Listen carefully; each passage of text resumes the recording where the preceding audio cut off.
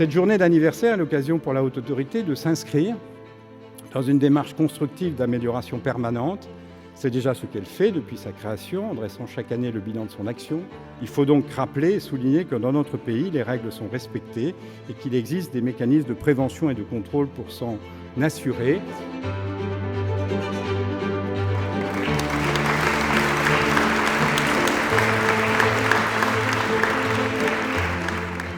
Aujourd'hui, c'est la célébration des 10 ans de la Haute Autorité pour la transparence de la vie publique. Alors, mon rôle en tant que modératrice dans cette table ronde a été d'essayer d'organiser les discussions autour de ce thème qui est celui de l'influence des intérêts privés ou étrangers sur les décisions publiques et sur comment faire primer l'intérêt général.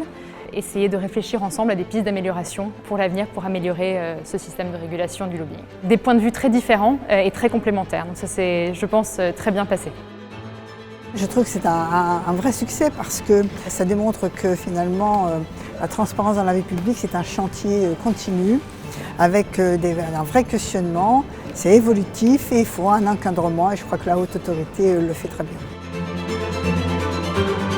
Le but de cette réunion c'est de profiter du 10e anniversaire qui est le nôtre pour mesurer le chemin parcouru depuis la création et puis de voir aussi quelles peuvent être les améliorations possibles par rapport justement aux missions qui sont celles de la Haute Autorité.